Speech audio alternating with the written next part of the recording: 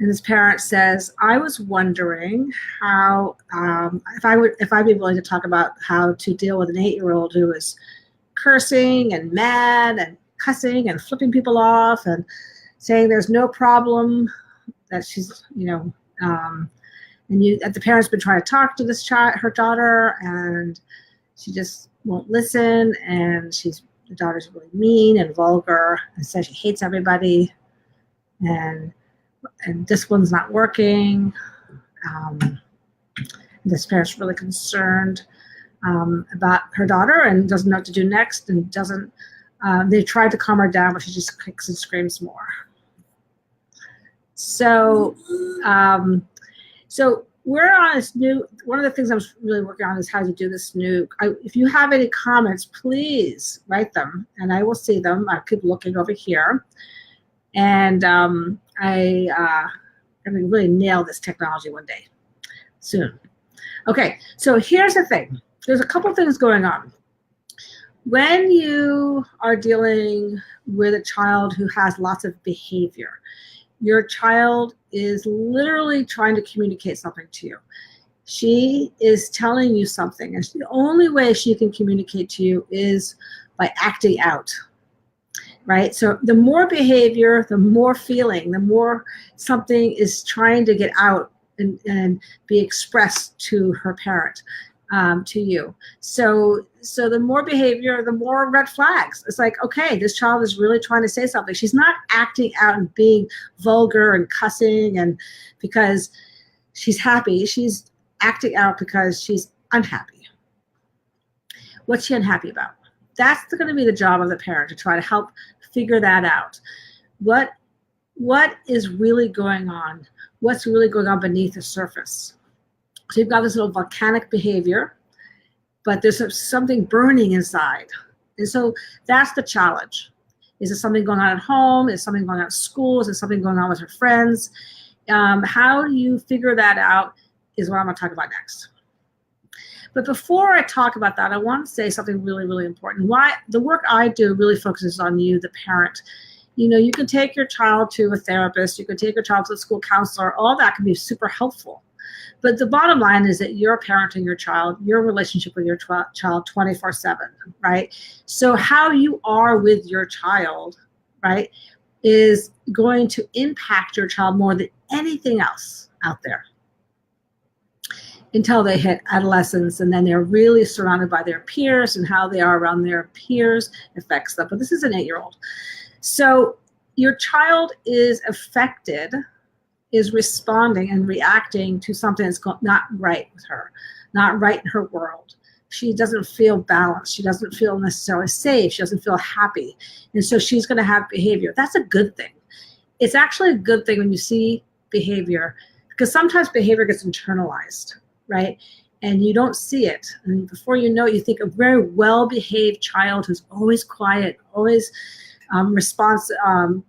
giving you exactly what you want. You think, oh, I've got a really great child. But suddenly one day your child has depression or anxiety, and you say, where did this come from? So a loud child is waving a flag is actually a good thing, because there's something going on. And you're like, okay, I got to pay attention to what's going on. And you want to deal with this by managing her behavior. I'm sure, of course, you want her to stop cussing, you want her to stop acting out, but you're not going to get that. You're not going to get there until you start understanding why she's acting this way in the first place. So the first thing that happens is you've got to really understand how you are reacting to her. Are you reacting to her behavior? Are you getting mad? Are you getting annoyed? Are you sending her to a room? Are your consequences pretty heavy-handed? Are you reacting to her?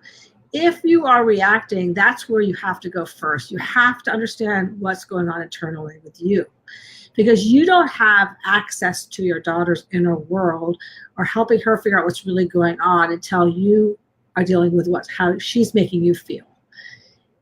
So if you remember when you were a child and your parents, you came home with something, maybe a bad grade, or you did something wrong, you didn't do the dishes, or your parents snapped at you and they got mad at you, you went inward.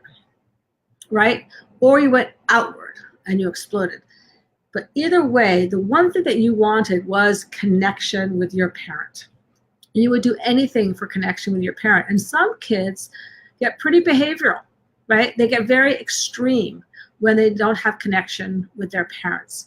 And when parents are reacting to their child, when their child, it's sort of, it's really, it's like it's a dog chasing his tail, right?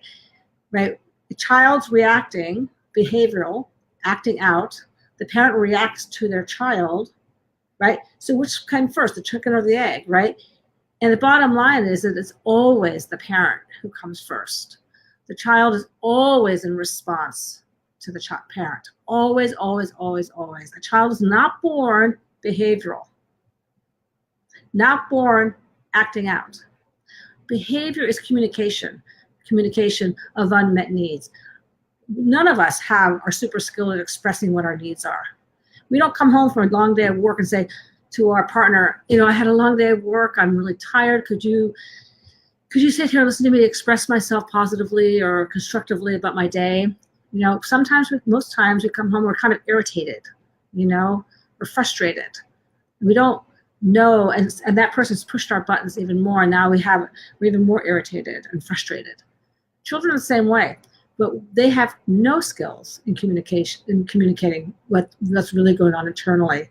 They look to their parent to help them regulate, right? So when a parent reacts to a child's behavior, the child becomes even more dysregulated. So of course, you're going to be annoyed that your child's cussing and cursing and acting out, and you react to that, right? That actually creates more behavior in your child because your child feels disconnected from you, right? Your reactivity disconnects them from you, right? Your reactivity is about you, right? You're focusing on how your child's behavior is making you feel, you being universal, you, all parents, when we get triggered by our kids, right? And that creates more reactivity in our child. So when we react to our child reacts. They react to us because they are disconnected from us. Our behavior is trying to get a need met, but when parents react to the behavior and not the need, it creates more behavior. Does that make sense? So sorry about that. Okay, so that's a little bit of a sort of intro overview to hi Josephine, to the idea that your child's behavior is actually a good thing, especially when they're 8 years old. It's actually a really good thing when you can see your child is struggling with behavior. So you know that your child needs you,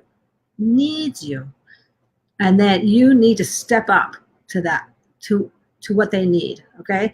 They need you not to react to them.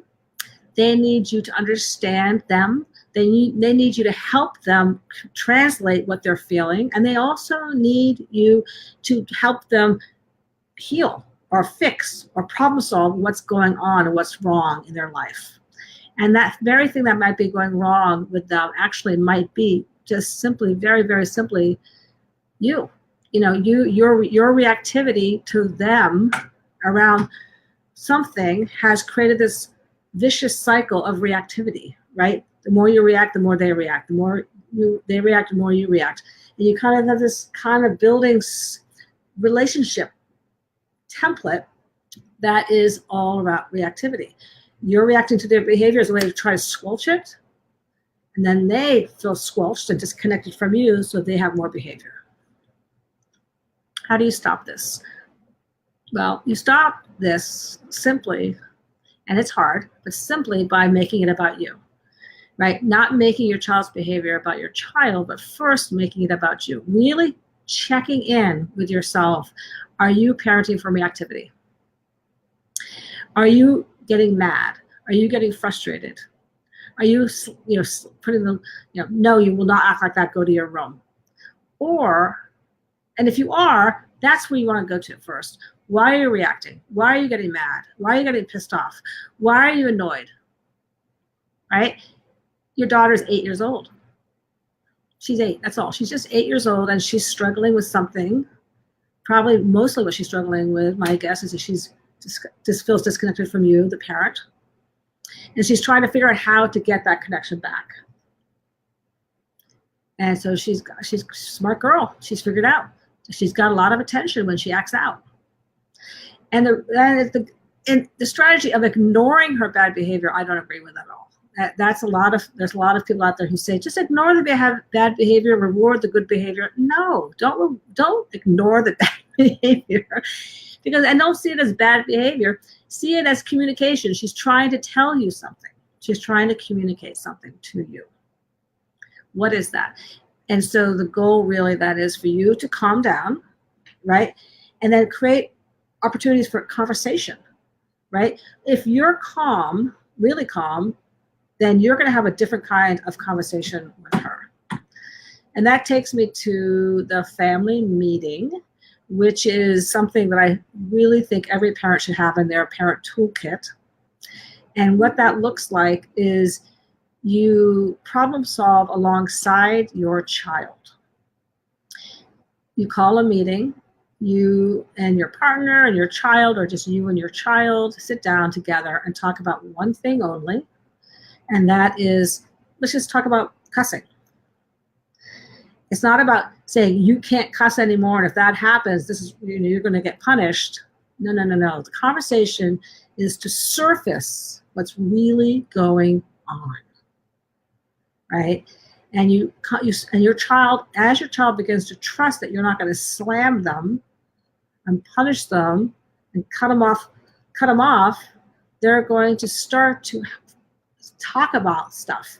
They don't know what's going on. They don't know, but it's like pieces to the puzzle. You've got to have a conversation to figure out, how this whole puzzle fits together. But if we react as parents, the conversation is done. It's over. So we need to stay calm, really calm, not authentically calm, not fake calm. And then we need to have that conversation, a short conversation, many, many micro conversations, right?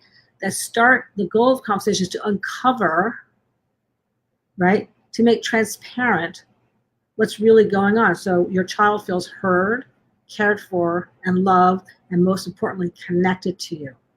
You're not going to punish her for being a bad kid, right? You're realizing that the behavior is red flag waving, saying, help me, I need help, I need to help me understand why I'm feeling this way. And then you move in the direction, right, together of solving this problem. There's two things that go on. One, you got to have a boundary as a parent. You're going to say, cussing's not cool, we don't do it, right? But you're not going to solve all the problems, just pick one, cussing, right? But you don't go to solving the problem until you understand why she's doing it in the first place. And that might take some time, right? That might take multiple conversations, right? And they're like 5-minute conversations. They're very, very short, okay? And they're because you want to build trust and safety. You want her to know that you're listening. And one way you listen is by repeating back what you hear. Have you asked your daughter for example, let me slow this down. So if you call a meeting with your daughter, who's 8 years old, say, hey, let's you and I have a tea party, or ice cream together, and we're going to talk about one thing, cussing. She's going to say, I don't care, right? Because she expects you to, act a certain way. But you surprise her by saying, I cussed a lot when I was a kid. I was angry a lot. I got frustrated a lot when I was a kid, or something like that. And this is not about punishing you. This is about, let's just talk about this. Let's just talk about this. And I'm going to listen to what you have to say. And I'm going to ask you some questions. What's your favorite cuss word? What's the favorite word that you'd like to say out loud, right?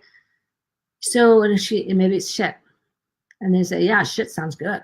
Shit's a word that I can say, So you see, play with her. You're building a relationship because she's not committed a felony. She's just trying to express herself. She's trying to figure out what's bothering her, and she's doing it with behavior. So you want to come in a playful way, okay? And then you move towards, okay, after 80% of the conversation is about connection, and if this is a 5-minute meeting, 4 minutes of it is about sort of being playful and sort of discussing it a little bit and sort of getting some language, making some connection there. And then you say something like, so what are we going to do about this? What are we going to do about this? Not what I am going to do about this or what you're going to do about this. What are we going to do about this? Because this is a problem that you both have. So the solution, then you come up with some crazy idea, right? And she says, she might say something like, well, maybe, when I cuss, I have to do 10 jumping jacks. Yeah, sure. That's a great idea. Let's do it. Let's try that. 10 jumping jacks when I cuss. Mom, well, you cuss too. I hear you say shit all the time. You're right. I do. Okay. How about I do 10 jumping jacks when I say shit? Right? So you see, there's no hard line here. There's a softness to this, a flexibility to this. It's all about relationship building and building trust and connection, and then moving into more playful problem solving, because you want to understand what she's really feeling and why she's really feeling this way, and you want to solve the problem of the cussing at the same time. But you're not going to solve the problem of the cussing without building connection with your daughter. So I hope that's helpful. And does anybody have anything they want to say? I see that people are on, which is great. I'm looking for anybody saying comments.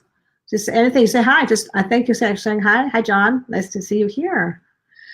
So I'm just, as an overview really quickly, I'm just going to say that when your child is acting out in a big way or even a small way, in a big way, you're lucky. You're lucky because something is going on and it's a red flag, it's waving, and now it's on you, the parent, to move into leadership and do something about it. And old school parenting is doing something about it, means sending them to their room, spanking them, taking stuff away. But in my work, red flag waving from a child is about building connection, building more connection, and understanding what your child is trying to communicate through behavior, setting boundaries for sure. But you cannot do that unless you understand how you are reacting to your child's behavior. So that's the work. So there's two things going on. There's what's going on with your child and how your child's behavior is making you feel. We want to skip over how our child's making us feel, move right into managing the behavior. Don't do that. We'll focus on how's my child making me feel, and start to figure out where that's coming from. Start to have a relationship with that, and then the ease with which you're able to talk about your own feelings with yourself, now you can give that same ease to your child, right? This is a work in progress. Children are going to get upset. They're going to be behavioral. Remember, behavior is communication. It's communication. And how we respond to how they're communicating to us is everything. So that's all I have to say for today, unless you have another question. I'm looking down. Yeah, connection.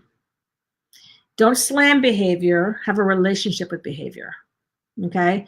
Have a relationship with your child around the behavior. Try to help your child surface what they're feeling, because it's a little like Sherlock Holmes. You're kind of like trying to figure out what's really going on here.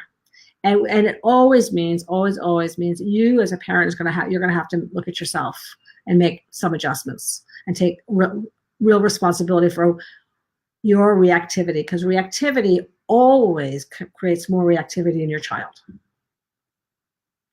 Okay, that's it.